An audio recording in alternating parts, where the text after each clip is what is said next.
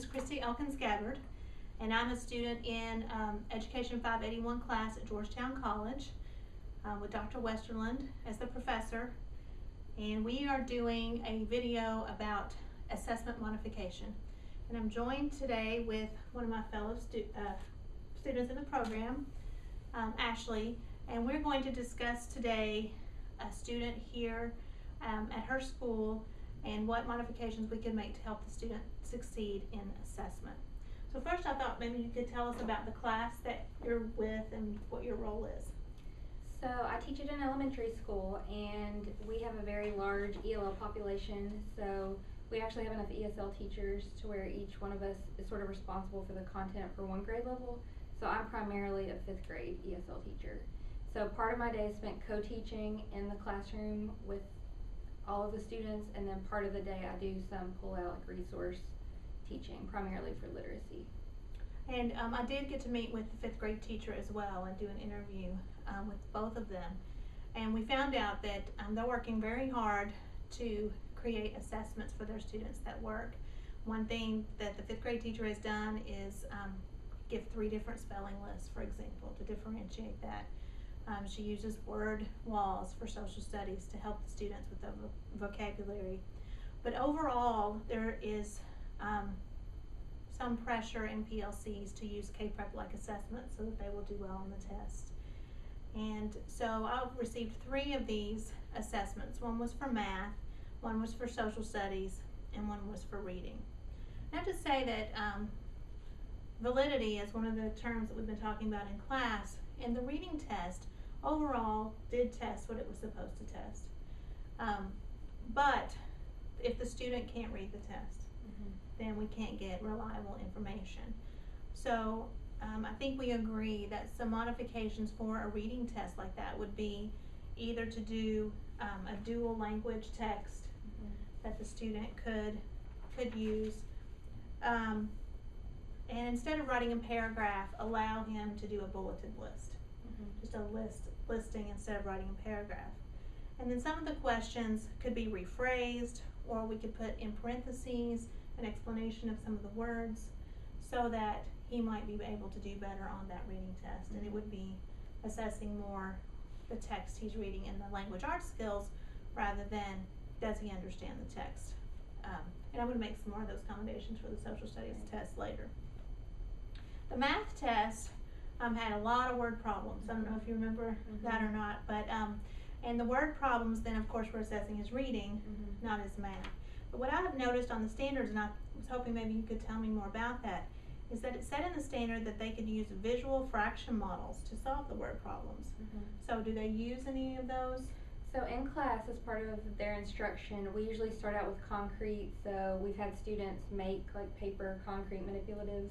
I say concrete in the sense of something not they can actually physically manipulate. So we start out with concrete and then move to where after they're really comfortable with using the concrete manipulatives, drawing the manipulatives. So the idea is that by the time they get to the assessment, that's something that they've internalized more and that they do themselves. So a lot of times if you look at their assessments after the fact, like they do a lot of drawings. Did you notice, does he do that? He does. Okay. Yes. So maybe you could say that explicitly on the test, that he can use it, or give him a paper that says on this paper use your what you've been practicing.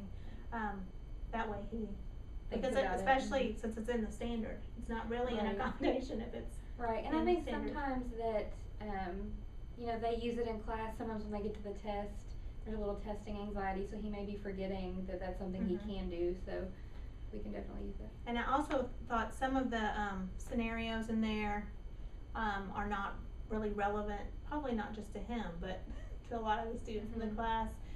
And that's something I noticed on the social studies test as well. And so we want to make sure that the scenarios and the math problems reflect what our students know, so that they're not culturally biased.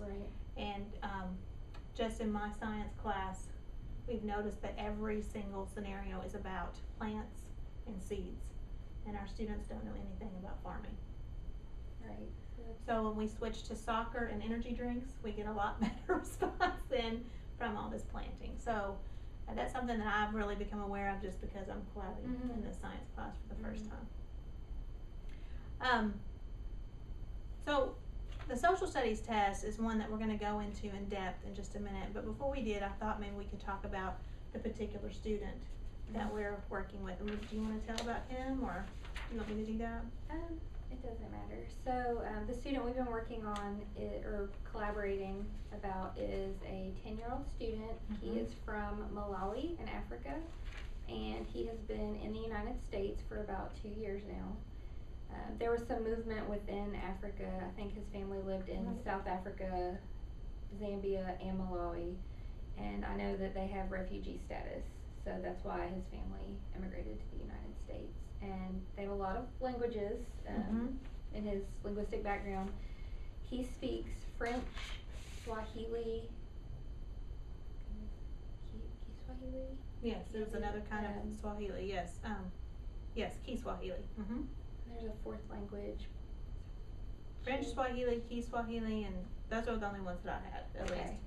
And then the English, of course. The problem is that, I think Swahili must have been the language that was used in his schooling, and so I think he's a little more literate in Swahili than the other languages. But when I talked to him about his family background, his mother primarily speaks French and his father primarily speaks Swahili. I mean, they can communicate together, but he said he almost switches languages when he's speaking to one parent over the other. And I think one must be, like, Swahili is the official language, whereas then there are other. Sure. Well, and a lot of dual language families do that. They speak one language with the mom and one with the dad. So it's interesting, we do have a trilingual dictionary that he can use on assessments now. That's something we didn't think of last year, and when it occurred to us this year, he's old enough, he's capable of using a dictionary. The problem is sometimes he'll look up a word and he may not know the word in one of the languages. Sure. So it may be completely new vocabulary to him. Right. He's a really, really great kid. He loves soccer. It's great that he's using that dictionary, because that is one of his accommodations. And that's something I wanted to mention, is that when he first tested on the WAPT, he didn't do well at all. It was just a 1. But within a year, he was already up to a 3.9, and so that either says that the first test wasn't an accurate description, maybe of what he could do, or test anxiety or something like that, or that because he's so good at languages, then he's just been able to really succeed with the supports that you all been giving him. I agree with that. I mean, it may have been a combination, honestly, but just in the 3 months that I've worked with him this year in 5th grade, he has made so much progress. Like the complexity of his discourse, his vocabulary usage, like he's grown a lot this year. So I'm excited to see how he does this year on Access. So I, when I was assessing this, said that, his home language and culture don't seem to have a huge bearing on his assessment. It's mainly just him learning the language itself. Agreed. So to be more specific, let's talk about his exact WIDA, his access test. He got a 4 in listening, which is expanding, a 5 in speaking, which is bridging, a 3 in reading and writing, both developing. He's still on MAP, he's still in the 4th percentile even this year, correct? But that test does get harder the more that you take, and so that's a harder test to do with. His accommodations I have are the English dictionary, the bilingual or trilingual in this case dictionary, extended time of double, simplified language, and a reader. And do you use a reader a lot? I remember the teacher saying that she read to him a lot. Yes. Unfortunately, he is reading on about nearing the end of 1st grade level, on his reading level.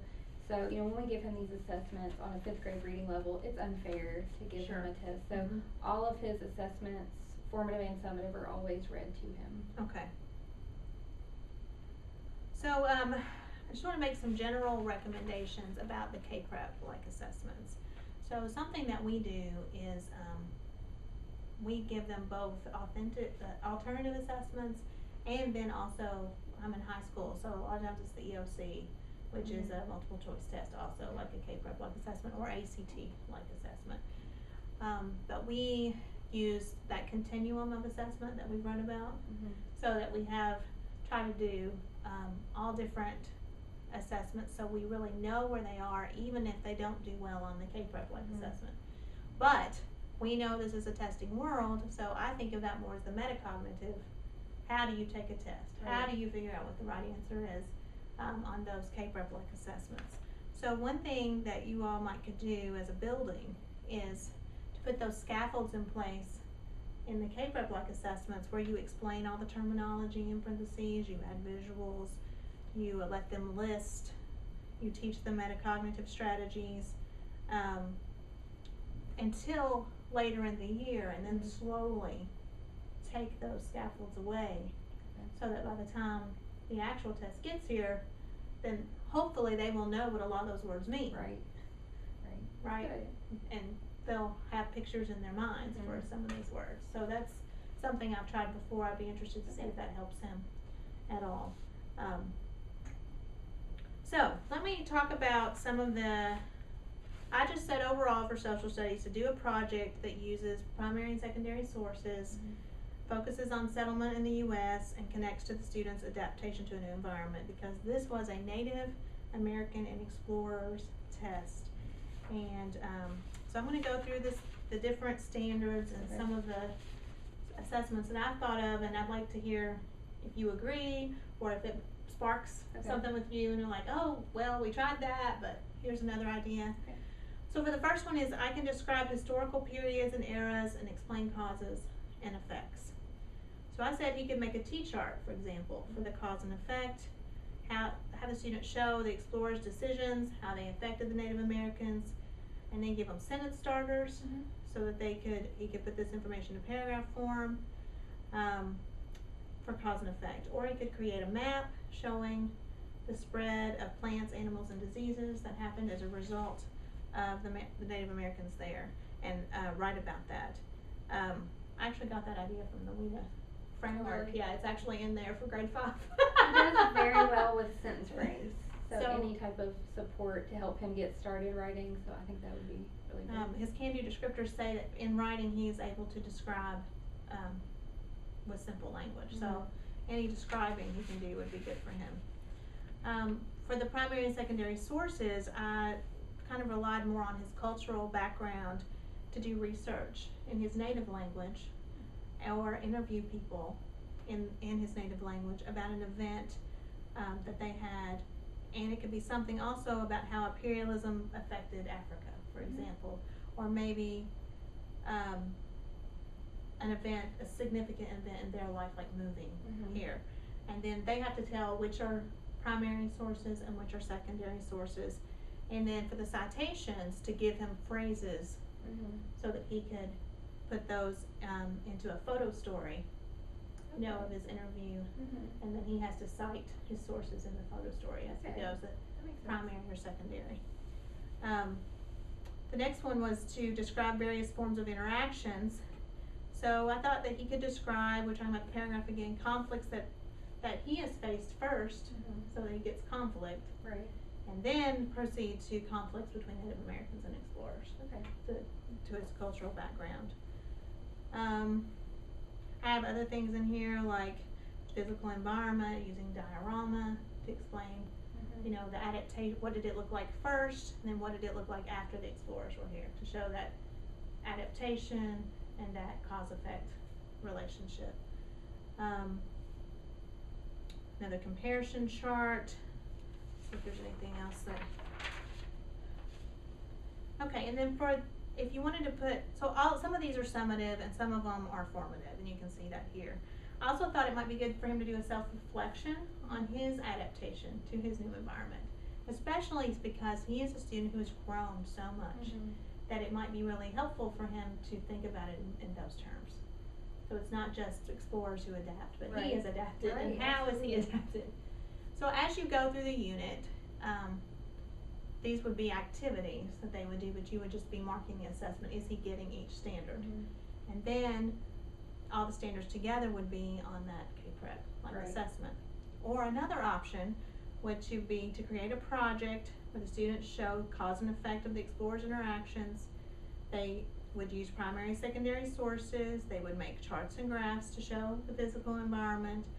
They would show how it changed over time, what role scarcity played, opportunity cost, how the people adapted, and together as a class you would make a rubric, put all those standards up there, have them show how they're going to, I'm gonna check this standard off and this standard off, and then they present that project. And still do the assessment at the end. Right. But then you've got so much data as to whether he knows it. You've got all these assessments as you're teaching. And it's more engaging. Yeah. So have you all done any? I know that you sent me a checklist from some kind of project that they had done. Yes, so. they have done. She does a good job of periodically doing small formative assessments. So there was a project where they had to research an explorer, and then with a partner, they had to interview each other as the explorer. That seemed a little, although it covered the same content, it wasn't as authentic, like connecting to their background. Right. If you're learning about one of the European explorers, like this, some of the suggestions you made were more relevant to their lives and how can they apply it. So I think that's good. And also, if they're pretending to be explorer, it kind of blurs the line between primary and secondary. Right. Because you are primary because you're pretending to be an explorer, but you're not really the explorer. Right. So, especially for students who are struggling with the concepts, you want it to be as clear as possible. Some of these, I just want to talk about why I made some of these recommendations for him. Obviously, we want it to be valid. We want to be assessing what we're trying to assess, those standards, not whether or not he can read. Right. We want it to be reliable, and the only way I know, unless you know, to check that is because you have to do it multiple times, right? So several ESL students or several years in a row, it's for reliability. Right. So I don't know if that's something we can really test. Cultural bias is something I was trying to overcome with those particular things. And then I talked about the some of those modifications we found this year, right? So I recommended the T-charts and the sentence starters because he can do descriptions that are simple and that string related sentences together, and you said you have seen that, right? It also says in the WIDA the amplifications of ELD standards that he could do graphic organizers and word banks. So that's another reason that I thought the T-charts and things might work. His highest area is speaking, so I would say any of those projects where he could do it orally would be the best bet rather than writing. So have him, when he does his photo story, present it to the class, or maybe he takes his T-chart and he explains it to you so that you can see how much he really knows. And I explained about the self-assessment already. So I was thinking also that if he could speak, it would lower his affective filter, and he wouldn't be so worried about writing it correctly or those kinds of things. He does have a little anxiety of writing, which that makes sense, based on his current level. So.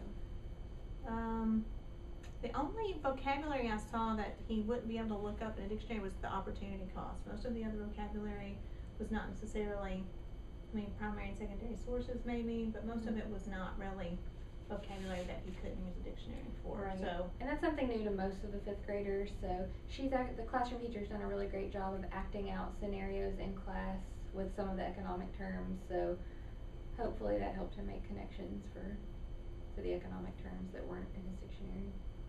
Honestly, before this video, I had to find out what opportunity cost was myself.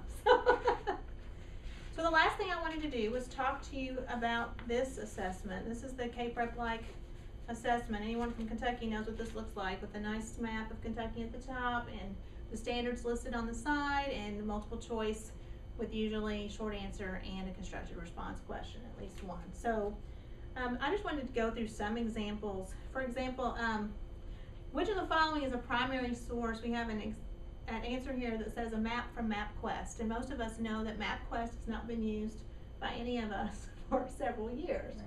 So my guess is that most 5th graders won't know MapQuest. I should probably say what, Google Maps or maybe, or you could say a map from an app. Map from, like, there's a MapQuest app, so Google Maps would probably be more appropriate. So I was just, that's something I was thinking about, cultural bias, that he might not know, but most of them might not know, because I haven't used MapQuest in a long time myself. Some of the questions have words I wasn't sure he would know, like arrowhead. I don't know if he knows what an arrowhead is. A lot of students in the United States have been looking for arrowheads for a long time, but he probably hasn't. That's something they've covered a little bit in class, like artifacts from Native Americans. Okay, good. But I mean, that may have been his first exposure. I don't know if that's something he. So again, just a picture might have worked there. And again, she didn't have a chance to modify this. It was just part of our project for me to do it and see. And I'm still learning. Like, we're both learning together. Yeah. As new ESL teachers. That's great. This whole thing was about the planting again. They had one about planting in the Southwest, and I didn't know if the student knows what the climate is like in the Southwest, since he's from Africa. Does he know anything about farming, weather? Every answer is about watering and irrigation and corn. So I don't know, if that's anything that he would really. I think these assessments are building on each other a lot. So the last assessment was really challenging because it was the different regions of the United States. So hopefully he that's will what I need remember to know. some of it on here. But again, I mean, if he were an ELL student who moved in after this unit, that's something he wouldn't be familiar with. There's a question about sailors and routes, and I didn't know if he knows the word route, or could it just be changed to path maybe, or what a sailor is. Right. Words like astrolab. Every year I have to look that one up because I'm like, what is an astrolab again? And that is correct, right, with the E. I was like, is that an astrolab? That's one of my struggles, is some of this content is so vocabulary heavy, and I feel like, I came from a classroom last year, and I feel like sometimes we're overwhelmed with the pressures of they have to know all of this vocabulary, and just because we put it on a test doesn't necessarily mean that they're going to internalize it all and be able to use it, but the pressure's there on these types of assessments to. But I think we always have to look at it and say, which is more important here, the standard that's listed out to the side, or this vocabulary? Vocab from the textbook. Right, because the vocabulary from the textbook may or may not be on the test. We don't know exactly. So, and he has a much better chance of learning it if it's explained or a picture, or he can look it up so that he'll start using it rather than just skimming over it. For the constructive response, I didn't know if maybe, or the short answer, he might be able to have a word bank or sentence starters or just list or use a T-chart, because it was about causes and effects of technology, I believe, and so he could be able to, or again, present that in another way, or to tell you about it, and write down what he says and get him in the. Because if he's a good speaker, I used to tell students all the time, write the way you talk when they're good speakers. You can't tell everyone that, but the ones that are really good speakers, you can say. That would work for him. Yeah. All right, so just some overall recommendations. We all know that multiple choice tests are not a good way for us to find out the depth of knowledge students have, but we are required to do it. And so I recommend overall that we use a continuum of assessments, that we make sure that we're really testing what we are assessing, what we want to assess, and that we use those K-Prep-like assessments for metacognitive strategies rather than our end game for assessment for the standards. And I think I'm preaching the choir here, but overall, I've learned a lot about that just from looking at these tests. And it's not just our ELLs. It's any student who is not from this particular culture or background. They don't know all of these things either. So we need to be watching it on all sides. I think that's all I had. Did you have anything to add? No, that's helpful. See, it's good to get a different perspective from high school versus from elementary. Well, and you'll have to tell me if it's not doable. No, I think it sounds great, and I mean, this is new. I know you're learning as well, but it's helpful to see the more perspectives from different teachers, just to see how you would do things. Well, thank you for doing this with me, and just again, I didn't go into WIDA and all of that with her because she's in the class with me, and we've already understand all that. So, all right, thank you. Thank you.